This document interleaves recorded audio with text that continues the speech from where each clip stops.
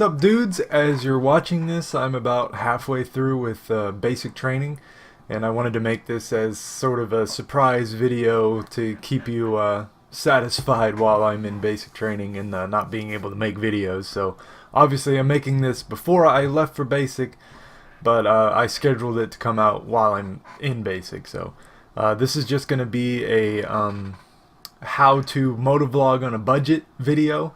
I'm going to be showing you guys through my hardware, my motovlogging setup on my helmet, my mic setup, all that stuff. So if you're interested in that, stick around. I'll show you how I do it. Enjoy!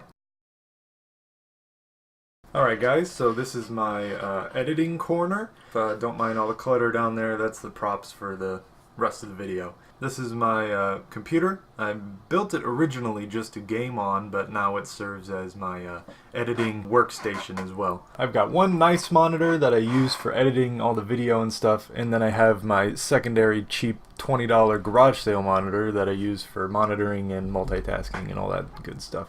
This is a very powerful computer. If you're interested in what's in it, I'll put a link in the description, but just for the sake of the video, I'll say that it's a very powerful computer. When I built it, it was top of the line, built for gaming, and now it can handle video editing just fine. But if you're editing with a cheap like $200 laptop as your minimum, that editing is going to be strenuous, frustrating, just not very fluid. But it will be possible.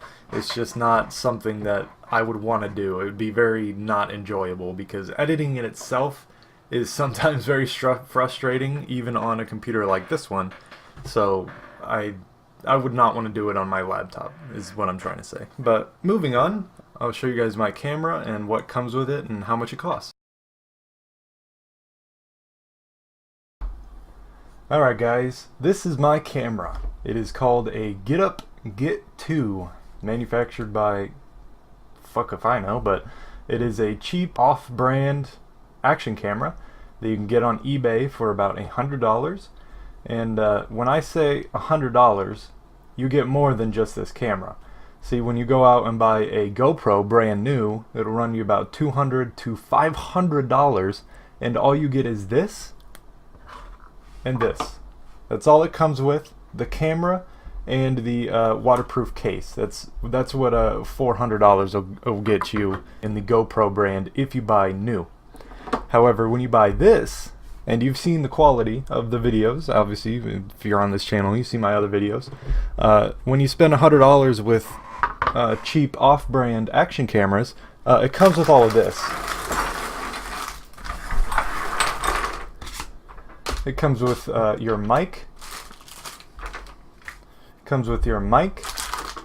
All of the mounting hardware that you're going to need to mount it to your helmet. A bunch of adapters that you can use to get different angles and things. Other mounts that you can use outside of the motovlogging, so it can be multi-purpose. Mine even came with a remote control watch that lets me like hit power on, stop, change settings and everything without having to remove it from the case. And more importantly, it lets me control it without taking off my helmet and looking at the camera. So me being the cheap bastard that I am, obviously I preferred this option when it came with everything for under $120, including shipping. The only downside to buying off-brand like this is replacement parts. The only problem I've had with this camera is the first microphone that came with it. It broke after about 2 months. So when I had to buy a new one, it comes from China, so it takes minimum a month to get to you unless you spend $50 on shipping. So the second time, these mics are only $3, so this time I bought 2 of them for when this one breaks eventually. When I was shopping for action cameras, I did not want to deal with having my camera and a separate recording device that I had to sync with every single one of my videos. So when I bought my action camera, I made sure that it had the ability to plug in a microphone, a secondary microphone, directly into the camera. I would recommend you do the same. It's easier when it comes to editing, and with this specific camera, the sound is definitely adequate.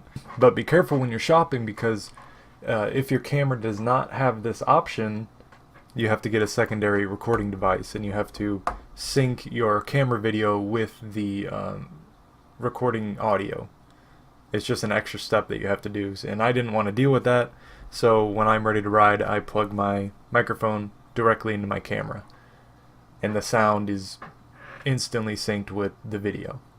So if you buy this kit, I'll put the link in the description. When I bought it, it was $90 shipped. Right now it's a little bit more expensive at the making of this video, but nevertheless I'll put the link in the description, and you can use this as kind of a base for shopping around for other brands if you're not interested in this specific one. But I will vouch behind this one. It is very, very good for a beginner. The next camera I buy will probably be a better one, and this will become a secondary camera that I can mount on the back of my bike or something. Now when it comes to actually mounting the camera to your helmet, like I said earlier, my camera came with everything you would need to mount it to your helmet, your bike, anything, anywhere you want to put it, really. So I just put on one of the included sticky mounts onto the side of my helmet here. So you put on these adapters to get the angle that you want, and then you slide your camera on in. Right on in there, yeah. And boom, you're ready to motovlog. That's all you gotta do, man. And then when I'm ready to ride, I slide my microphone straight under my wind guard, or breath guard, whatever the hell this plastic thing is right there. Right in there, so it's under my nose.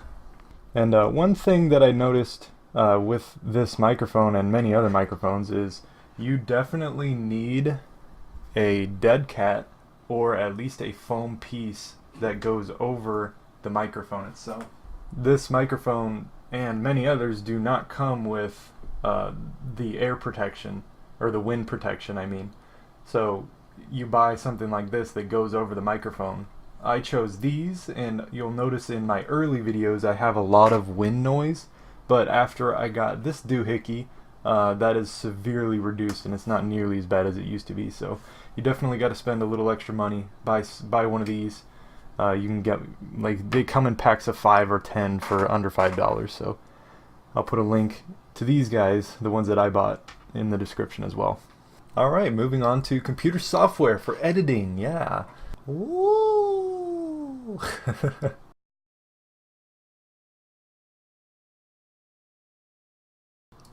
I'm not going to try and teach you guys how to use this video editor, because that will be a video in itself of how long it would take for me to explain to you guys how to edit video. So I'll leave that up to you guys to learn and research on your own.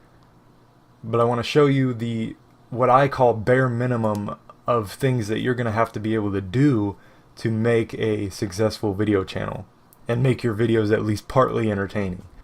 Alright, so after about right here on the screen is everything that happened while I was riding around a lake on a bicycle. So this is the full video of that occasion, and it's about 10 minutes long. So if you look right here, that you can see where it was louder, and that's where I was talking. So pretty much everything right here between here is stuff that I had to edit out, because literally nothing was happening. I wasn't talking, I was just riding my bike. So obviously we would edit that out. So we would split the video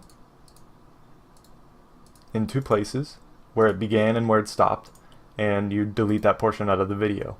So now when you press play, it goes from me talking directly into the next time I was talking.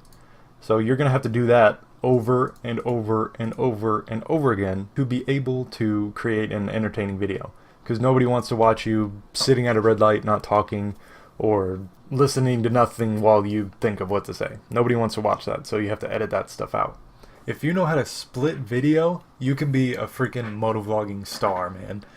There's a lot of popular motovloggers that do not use any advanced editing techniques and no fancy gimmicks to make their videos pop or anything.